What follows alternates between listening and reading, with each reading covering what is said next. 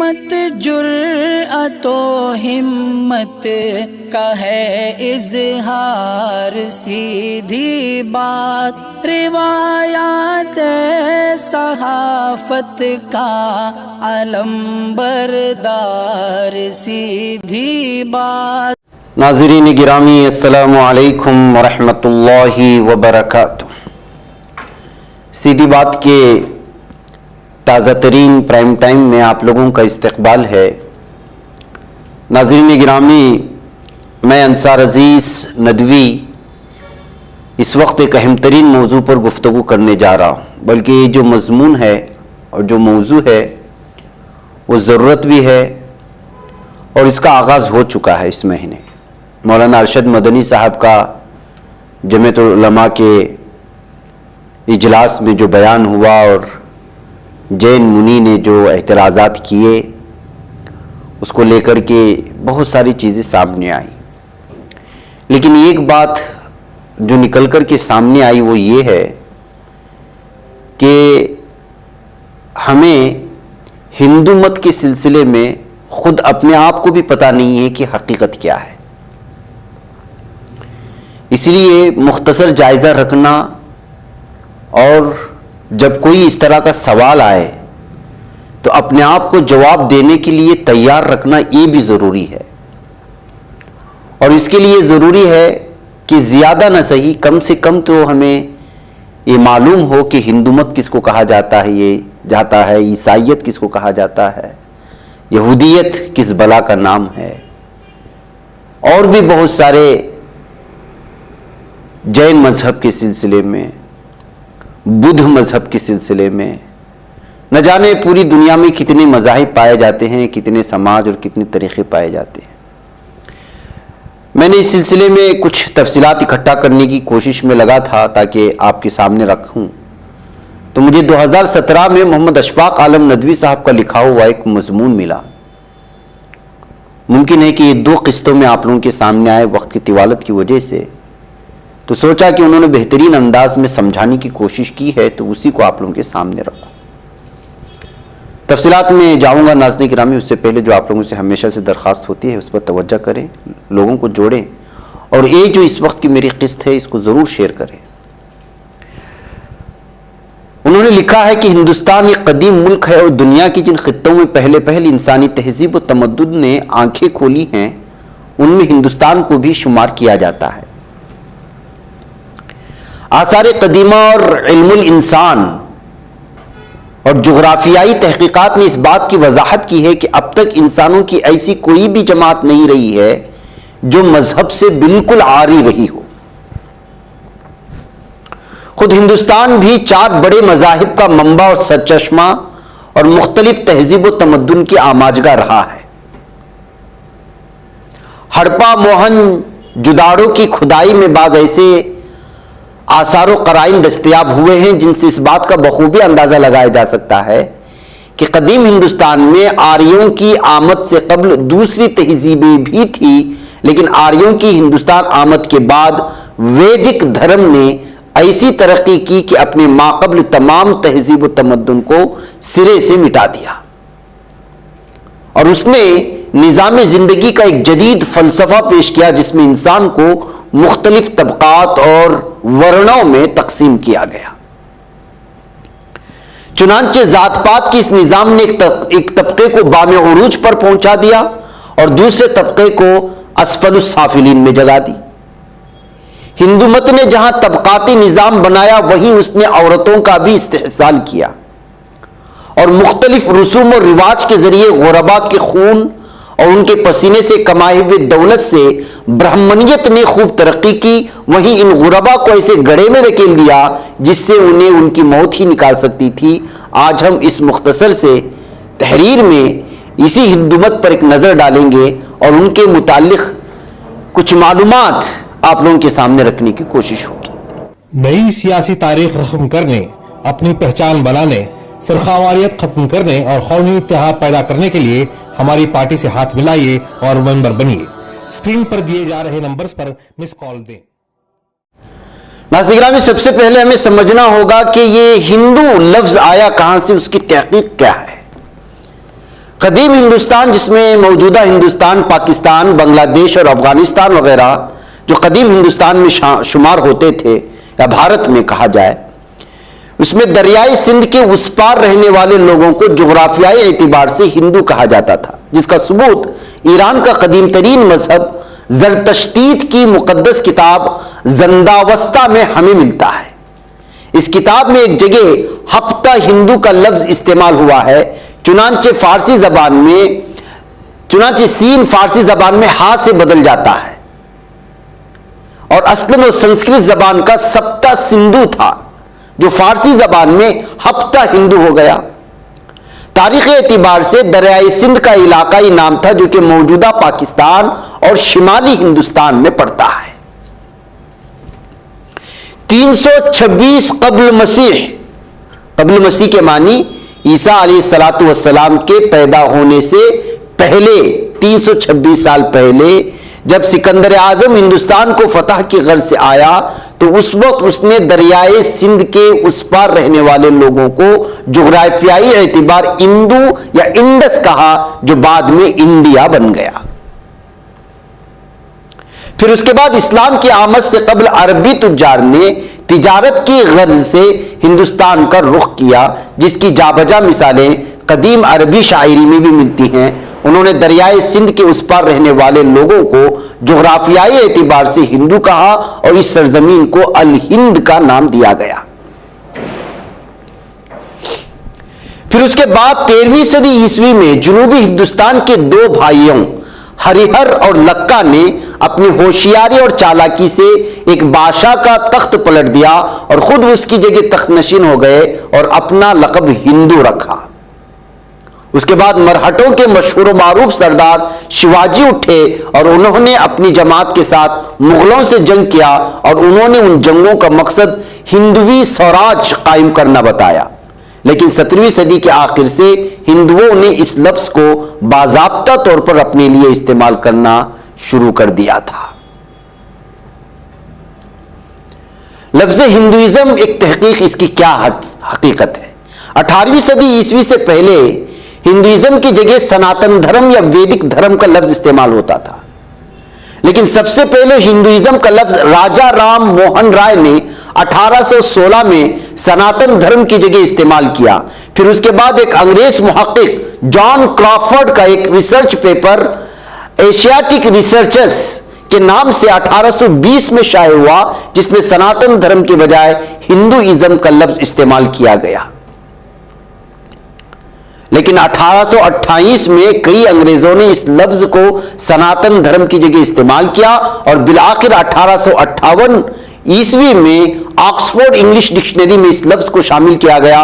इसके बाद से आमतौर पर लोग सनातन धर्म या वैदिक धर्म के लिए हिंदुइज्म का लफ्ज इस्तेमाल करने लगे। आर्यों की आमद से कबल सियाफाम देश हिंदुस्तान में आबाद थे, जो गंगा और सिंध के सरसब्जो शादाब मैदानों में फैले हुए थे। ये महज झोपड़ों और जंगलों में रहने वाले वहशी नहीं थे, बल्कि शहरों में रहने वाले मुहज्जब और मुतमद्दिन लोग थे।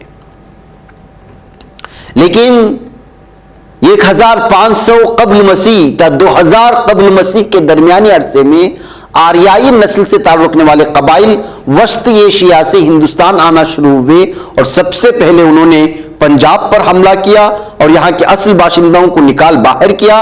चुनांचे वो जंगलों और पहाड़ों में पनाह लेने पर मजबूर हो गए और जो बाकी बचे वो गुलाम बना लिए गए।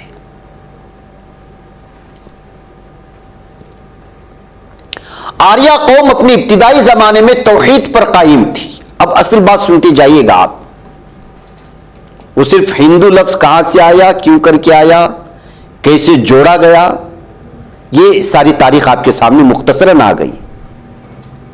अब इस कौम की, जो कौम आर्या अपने आप को कहती थी, उसका अकीदा क्या था? वो तौहीद पर कायम थी। चुनांचे अल-बैरूनी ने अपनी किताब तारीख हिंद में लिखा है कि खुदा के मुतालिक इब्तिदाई जमाने में हिंदुओं का अकीदा था कि वो वाहिद गैर फानी है, न उसका कोई आगाज है और न उसका कोई अंजाम। वो मुख्तार मुतलक और कादिल मुतलक है, यानी हई मुही है, यानी अहकमुल हाकिमीन और रब है, और अपनी सुल्तानी में लासानी है, ना उससे कोई मुशाबा है और ना वो किसी के मुशाबे है। लेकिन आर्य हिंदुस्तान में दाखिल होते हुए तो उन्हें बुत परस्तों से वास्ता पड़ा और फिर रफ्ता रफ्ता वो मर्ज लाइलाज में मुब्तला हो गए और बुत परस्ती का आम रिवाज हो गया और यहीं से हिंदू धर्म का आगाज हुआ। हिंदू मत की मुकद्दस किताबों यानी वेद, उपनिषद और गीता वगैरह में बास जगहों में खुदा की वहदानियत और बास जगहों में शिर्क का भी तस्वुर वाज़ेह तौर पर मिलता है। चुनांचे ऋग्वेद में कुल 33 खुदाओं का तस्करा है। उनमें से 11 जमीन के देवता हैं और 11 आसमान के और 11 फिजा के देवता हैं। लेकिन जो गैर मजहबी हिंदू हैं वो 1 से लेकर 33 करोड़ खुदाओं की परस्तिश करते हैं। गोया के गैर मजहबी हिंदू के नजदीक हर चीज खुदा है, मसलन दरख्त, पहाड़ और दरिया वगैरह। अब उपनिषद में खुदा की वहदानियत का तस्वुर है कहते हैं, लेकिन है कहां? मैं उसकी तफसीलात वो आपको ये बताऊंगा कि छांदू गया उपनिषद बाब 6 फसल 2 मश्क 1 में है कि वो सिर्फ एक ही है बगैर किसी के। और उसके अलावा शेविता श्वात्र उपनिषद बाब 6 मश्क नंबर 9 में लिखा हुआ है कि उसके ना मां बाप हैं और ना उसका कोई मालिक व आका है। यजुर्वेद के समहता हिस्से के बाब 40 मश्क नंबर 8 में यह बात मज़कूर है कि उसका कोई जिस्म नहीं है, वो खालिस है। यजुर्वेद समहता हिस्से के बाब नंबर 40 मश्क नंबर 9 में यह बात भी मज़कूर है कि वो लोग तारीकी की अताह गहराइयों में डूब जाते हैं जो संभोती यानी मखलूक अशिया की परस्तिश करते हैं। मखलूक अशिया जैसे मेज, कुर्सी और बुत वगैरह। ऋग्वेद के बाप नंबर 1 और मश्क नंबर 46 में लिखा हुआ है कि आरिफीन यानी पढ़े लिखे दीनी पेशवा एक खुदा को मुख्तलिफ नामों से याद करते हैं। और हिंदू वेदांत का ब्रह्मा सूत्र यह है कि ब्रह्मा यानी भगवान एक ही है, दूसरा नहीं है, नहीं है, नहीं है, जर्रा भी नहीं है। हिंदू वेदांत का ब्रह्मा सूत्र यह लिखा हुआ है। तो फिर नाज़रीन गिरामी, जब यह सब है, हिंदू मत में शिर्क का तस्वुर आया कहां से? हिंदू मत में इब्तिदाई से तौहीद के साथ साथ शिर्क भी रहा है। चुनांचे तमाम हिंदू इस बात को तस्लीम करते हैं कि देवी देवता भी फ़आल और मुअस्सिर हैं, और उनमें अक्सर लोग इस बात के भी कायल हैं कि खुदा 3 हैं, जैसे ब्रह्मा, विष्णु और शिव, और ये तीनों मुस्तकिल भी ज़ात हैं। यानी ब्रह्मा खालिक है जिसने तमाम इंसानों और उस दुनिया को बनाया, और वो इस अमल तख्लीक के बाद आसमानों के पीछे चला गया। और दूसरा विष्णु है जो इस दुनिया के इंतजाम और इंसिराम को देखता है और लोगों के साथ रहमो करम का मामला करता है। और तीसरा है शिव जो उलूही ताकत के कहरो जलाल की तजसीम है, और वही उस दुनिया को खत्म करेगा। इसी तरह देवताओं के साथ साथ हिंदू मत में देवियों की भी परस्तिश होती है। चुनांचे शिव की बीवी पार्वती और शिव की शक्ति काली मां और तांत्रिक फिरके की देवी भैरावी सबसे ज्यादा अहमियत के हामिल समझे जाते हैं। और भवानी जराइम पेशा लोगों, कज़्ज़ाकों और डाकुओं का माबूद रही है। इसी तरह और भी बहुत सारी देवियां हैं जैसे दुर्गा, कमंदा या चंदा और शिरावली वगैरह।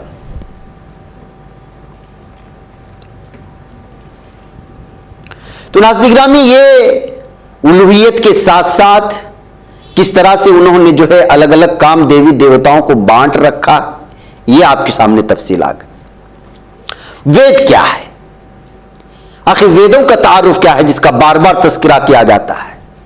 वेद संस्कृत लफ्ज वद से माखूज है या उद से माखूज है, जिसका माना है जानना, समझना, सोचना, गौर व फिक्र करना। वेद का लफ्ज खुद वेदों में इस्तेमाल नहीं हुआ है, बल्कि बाद के हिंदू मुफक्किरीन ने इन किताबों के लिए वेद का लफ्ज इस्तेमाल करना शुरू किया। वेद अपने जामे मफहूम के लिहाज से किसी खास किताब का नाम नहीं है, बल्कि एक मुकद्दस और वसी अदब है जो 3000 साल या उससे भी ज्यादा का ख्याल किया जाता है। दरहकीकत यह कहना दुश्वार है कि उनकी इब्तिदाई हिस्सा कब वजूद में आया। मिक्स मिलर का ख्याल है कि वेदों का जमाना 1200 साल कब्ल मसीह है और हेग का कयास है कि 2400 साल कब्ल मसीह है। बाल गंगाधर तिलक के ख्याल में वेदों का जमाना 4000 साल कब्ल मसीह करार दिया जा सकता है, लेकिन इनमें से कोई भी कौल कतई तौर पर सही नहीं हो सकता, क्योंकि एक नामालूम कदीम जमाने से वेद रिवायतन चले आ रहे हैं और उनके बारे में ख्याल किया जाता है कि ये वो मुकद्दस कलाम है जिन्हें खुदा ने ऋषियों को सिखाए हैं। वेदों की तरवीज और इशाअत जिस वक्त वेद ज़ुहूर में आए उस वक्त हिंदुस्तान में तहरीर का कोई खास रिवाज नहीं था, इसलिए सीना बसीना मुंतकिल होता रहा और बाद में उनकी जमाओ तदवीन का काम शुरू हो गया। नाज़रीन, अब आखिर में हम लोग जो 4 ऋग्वेद हैं उसको समझेंगे, फिर उसके बाद हम आपसे इजाजत लेंगे, लेकिन इसको मैं कंटिन्यू करूंगा ताकि आप लोग इस सिलसिले में ज्यादा से ज्यादा तफसीलात हासिल करें। आइए समझने की कोशिश करते हैं कि ये वेद 4 क्या हैं। नंबर 1 ऋग्वेद, सामवेद, यजुर्वेद, अथर्ववेद, ये 4 हो गए। ऋग्वेद इस वेद में 10,000 मंत्र या मुनाजाती गीत हैं, तारीफी गीत कह सकते हैं आप, और ये मुकम्मल तौर पर नज़मों पर मुश्तमिल है जिसमें हिंदुओं के खुदाओं की तारीफ और उनकी बुजुर्गी से मुताल्लिक गीत जमा किए गए और देवताओं को मुखातब करके उनसे दुआएं मांगी गई हैं। और ये बात भी काबिल जिक्र है कि ऋग्वेद तमाम वेदों में सबसे कदीम और पुराना माना जाता है। नंबर 2 यजुर्वेद। यजुर्वेद का माना है रसूमात का इल्म। ये ऋग्वेद ही से माखूज है और इस यज्ञ के गाया जाता है, लेकिन उसकी तरतीब इस तरह है कि वो मुख्तलिफ मजहबी कुर्बानियों के वक्त पढ़ी जाती है और उनमें नज़मों की तरतीब उन देवताओं के लिहाज से है जिनकी उसमें तारीफ की गई है। मसलन पहला नज़्म अग्नि, यानी अग्नि की यज्ञ की जा रही हो तो उस वक्त इसको पढ़ा जाता है और उससे मुताल्लिक बातों पर मुश्तमिल है। जो भी जहां भी जिस चीज के लिए भी यज्ञ की जाती है तो उस वक्त इसमें मौजूद सारी चीजें पढ़ी जाती हैं और ये उनके मजहबी पेशवा को मालूम होता है, उसको याद किए हुए होते हैं। और नंबर 3 पर आता है सामवेद। सामवेद बजुस चंद नज़मों के ऋग्वेद पर मुश्तमिल है। उसका मकसद ये था कि वो मुकर्ररा रागों में यज्ञ यानी कुर्बानी के मौकों पर गाए जाए, इसलिए उसकी कोई अमली आजाद कीमत नहीं है, बल्कि उसको भजनों की किताब भी कहा जा सकता है, जैसे भजन आप लोग सुनते हैं।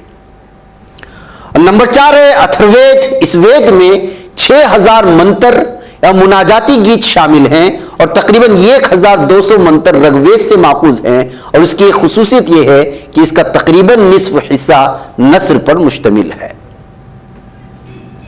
यानी कि लिखा हुआ है, नज्म की शक्ल में नहीं है। आधा हिस्सा नज्म की शक्ल में, आधा हिस्सा नस्र की शक्ल में मौजूद है।